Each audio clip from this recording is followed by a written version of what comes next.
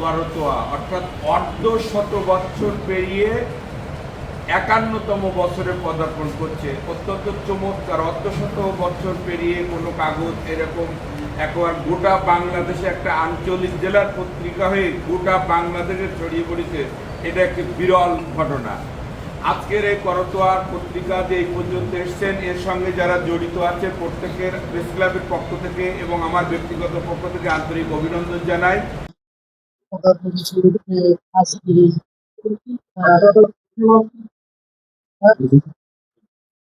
আজকের এই আলোচনা সভা সম্মানিত এবং সকলের প্রিয় ইসলামের সাধারণ সম্পাদক সভাপতি জনাব এবং সাধারণ সম্পাদক জনাব আমার প্রিয় ছোট ভাই জনাব আব্দুল বারী এবং প্রেস ক্লাবের সাবেক সকল দপ্তর সাধারণ সম্পাদক আমার ছোট ভাই উজ্জ্বল সহ সামনে বিশিষ্ট সাংবাদিক বন্ধুগণ, আসসালাম আলাইকুম। আমি অভিভূত, আনন্দিত, উদ্বেলিত এই জন্যই যে আজকের দৈনিক করতোয়ার তিনি ছাত্রা জেলা প্রতিনিধি আব্দুল জলিল হর্ষোজ্জ্বল সদালাপি একটি ব্যক্তি, তার এই সাংবাদিকতার জীবনে তার উপরে যেভাবে নির্যাতন নিপীড়ন অতীতে হয়েছিল সরকারের আমলে, আমরা সকলে অবগত আছি। সাংবাদিকের জন্য একটা চ্যালেঞ্জ।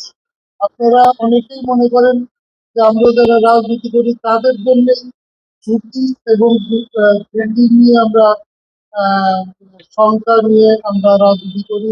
আসলে সাংবাদিকরাও আজকে একটা ইউটিউবে দেখলাম যে এক 1 আগস্ট থেকে 5 আগস্ট পর্যন্ত বাংলাদেশের একজন সাংবাদিক কিভাবে জীবনের ঝুঁকি নিয়ে তার অফিস থেকে হেড অফিস থেকে তাকে বলছে এক্ষুনি 1 নম্বরে মিরপুর 1 নম্বরে যান, আপনি এক্ষুনি আপনি এখন ইসে যান এই বনানী চেয়ারম্যান বাড়ি, সেখানে একটা ব্যারিকেড হবে, ব্যারিকেড দিয়েছে সেনাবাহিনী।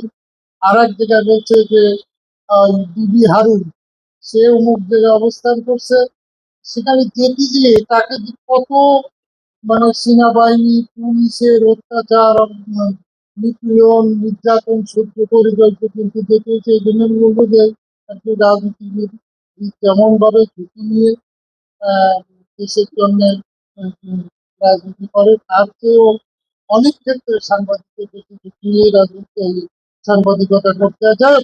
আমি আর বিরাট আলোচনায় যাব না। আমরা আজকে দৈনিক করতোয়ার উত্তরোত্তর সমৃদ্ধি কামনা করে আমি আমার বক্তব্য শেষ করছি।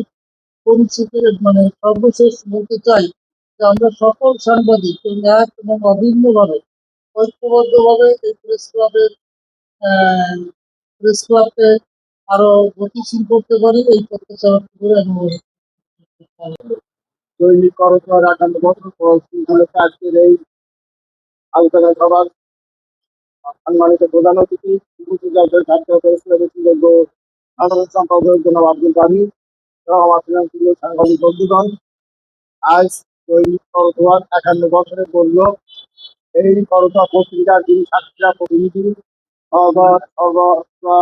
মানে আশ্চর্য স্পষ্টবাদী একজন সাংবাদিক।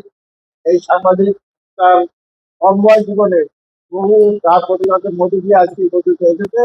আমি এই পত্রিকার সকল পাঠক মনোধ্যায়ী ইজাবুল্লাহ গুণগ্রাহীকে অভিনন্দন জানাই এবং তাদেরকে এই জিনিস শুভেচ্ছা জানাচ্ছি।